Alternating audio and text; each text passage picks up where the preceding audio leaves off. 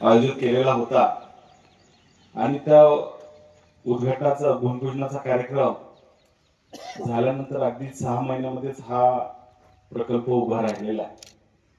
देखण्या वास्तू या ठिकाणी उभ्या राहिल्यात, क्वार्टर्स उभे राहिलेले आहेत। या ऑफिसचं किंवा रेस्क्यूचं जे सामान ठेवायचं त्याच्यासाठीची सगळी व्यवस्था केलेली आहे। वॉशरूम असेल, एक चांगल्या पद्धतीचं बंदिस्त कंपाऊंड आपण या निमित्तानं केलं आणि जसं जसं आपण सातपुते साहेबांनी जसं सांगितलं तसं बाकीच्याही सगळ्या सुविधा, कर्मचाऱ्यांची वसाहत या पूर्वेच्या बाजूला आणि पश्चिमेच्या बाजूला एक चांगल्या पद्धतीनं आदरणीय आमदार वळसे पाटील साहेब यांच्या संकल्पनेतून एक वन उद्यान या ठिकाणी उभं करण्याचा पुढच्या काळामध्ये आपल्या सगळ्यांच्या सहकार्यातून उभं राहील।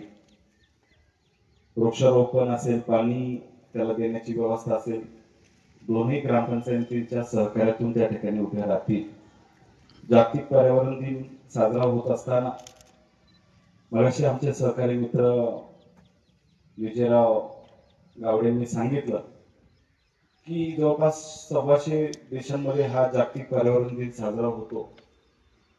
5 जून आल्यानंतरच आपण फक्त झाडं लावण्याच्या संदर्भातला विचार जर करत असेल तर ही योग्य नाहीये।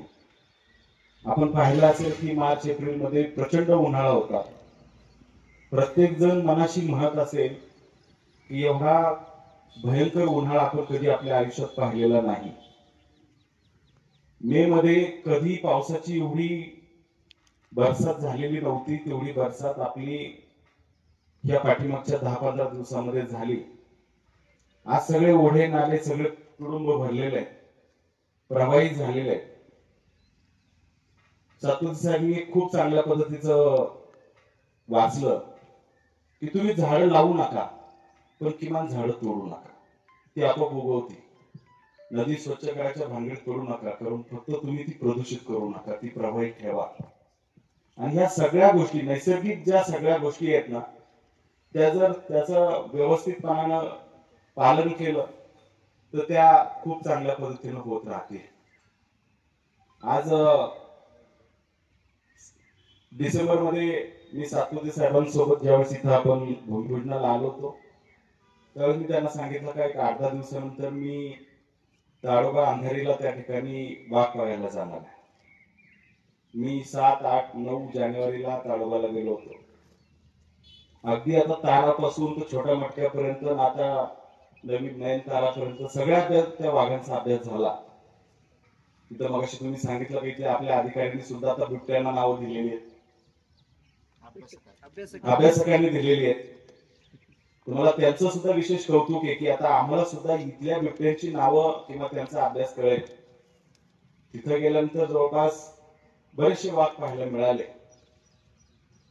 आणि ह्या सगळ्या गोष्टी शेवटी निसर्ग आहे आणि निसर्गात फक्त आपण आहोत।